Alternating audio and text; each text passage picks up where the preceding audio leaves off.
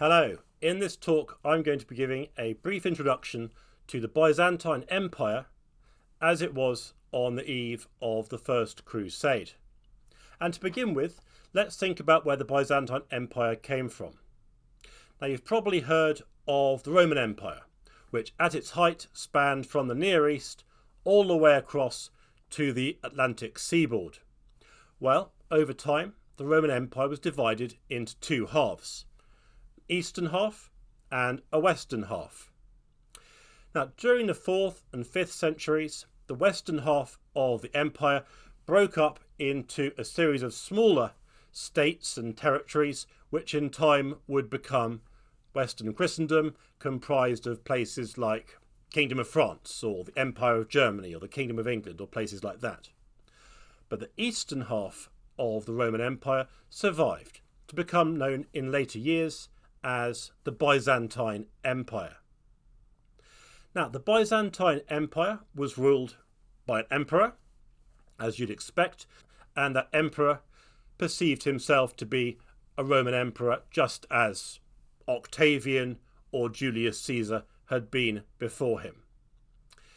And the Byzantines drew very heavily on that classical past. They identified very closely with the heritage, the literature, the mythology of the Roman Empire, but also Greek civilization before that. And so, for example, many of the peoples they encountered in the 11th century, they referred to with classical names. And so, rather than talking necessarily about the Seljuk Turks in all their literature, they would often refer to the Seljuk Turks as the Persians or the Parthians, recalling peoples from many centuries previously. In terms of religion, the Byzantine Empire was Christian, and the senior member of the clergy in the Byzantine Empire was the Patriarch of Constantinople. A bit of background on that. The Patriarch of Constantinople is one of the 5 patriarchates around the periphery of the Mediterranean of the early Christian church, the other patriarchates being Rome, Alexandria, Antioch, and Jerusalem.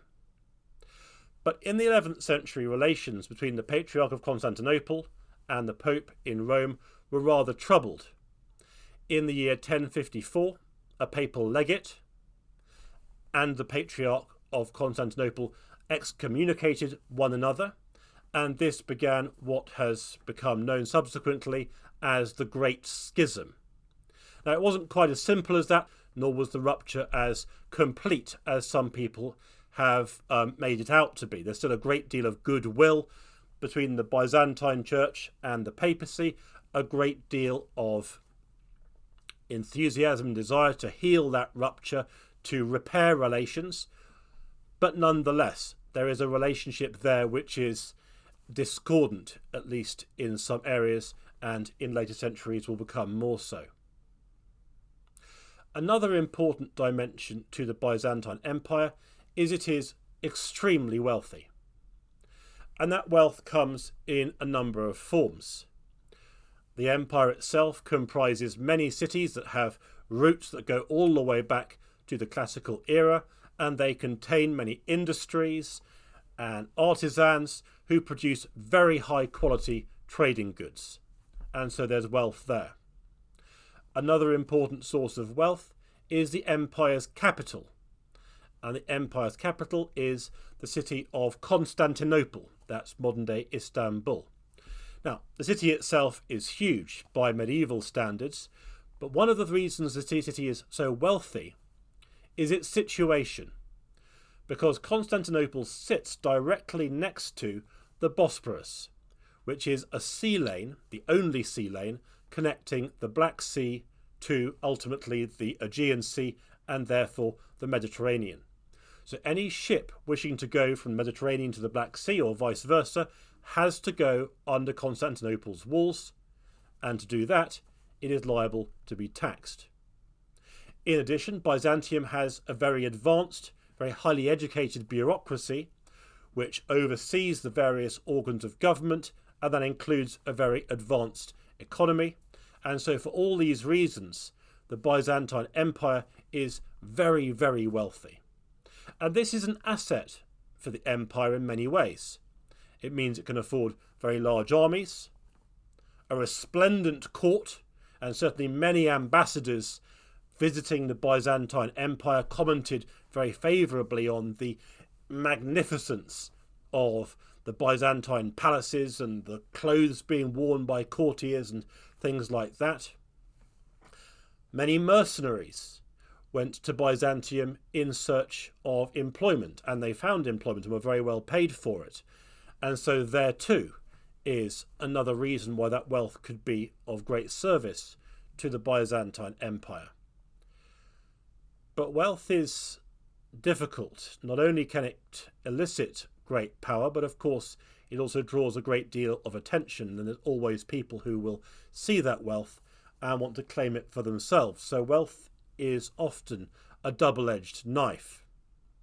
Still, let's go back to the situation around the early 11th century. Now, at around this time, Byzantium is strong. It's been through a prolonged period of territorial expansion. The taxation system seemed to have been working reasonably well, and so the empire's coffers are full at this time. But as the 11th century develops, a whole series of challenges begin to emerge which threaten the Byzantine Empire. For a start, there are a series of incursions waged on multiple frontiers. And so on the northern borders of the Byzantine Empire, a people known as the Pechenegs begin a series of incursions south. And those continue throughout the later 11th century until in the 1090s the Pechenegs even reach in one of their incursions the walls of Constantinople itself. Another major threat comes from the west, because during the mid-11th century groups of Normans began to establish territories for themselves in southern Italy, which in time would expand until various Norman rulers had control both over southern Italy but also over Sicily as well. Now, the southern part of Italy, or at least parts of it, were part of the Byzantine Empire, and so the Normans took those territories from the Byzantine authorities. But from a Byzantine perspective, things became even more troubled as the 11th century went on, because the Normans began to stage a series of invasions across the Adriatic and into the Byzantine Empire's western borders. Now, the Byzantine Empire was able to repel those invasions, but nonetheless the threat remained that the Normans would return and renew their invasions. And just one point on that, the leader of those invasions was a Norman commander called Robert Guiscard, and Robert Guiscard's son, or one of his sons, was called Bohemond of Taranto, who would later become one of the First Crusade commanders, so a useful bit of context there. Another source of incursions came from the Turks in Anatolia.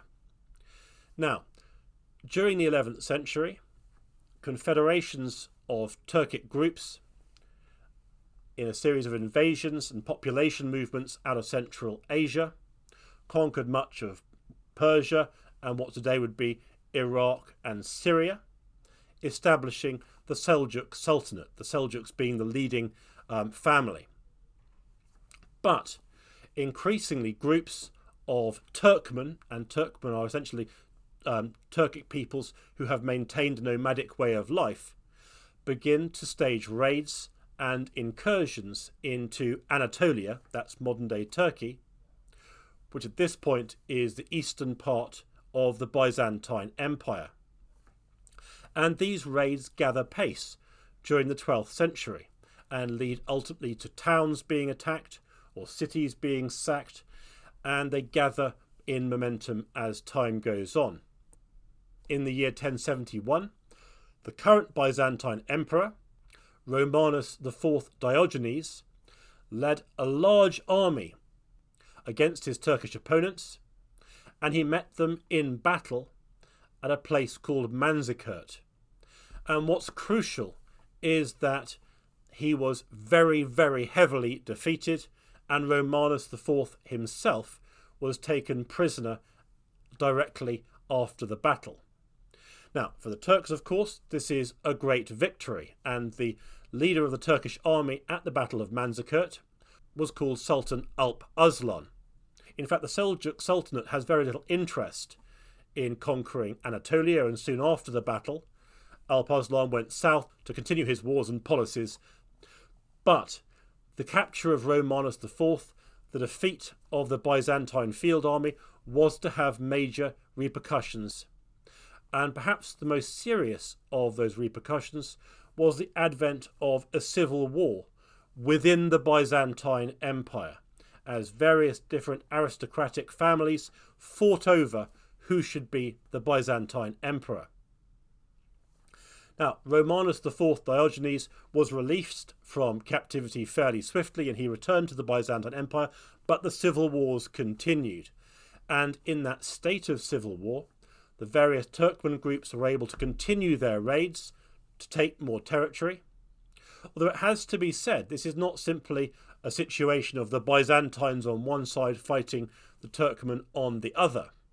Often the Byzantines hired Turkmen warriors to fight against their internal rivals. And in some cases it's Byzantine forces with Turkmen auxiliaries fighting other Byzantine forces. So it's a very mixed picture, and things become even more complicated when people like the Norman mercenary Roussel de Baliol tried to establish a state for himself in Anatolia, taking advantage of the chaos of all this warfare.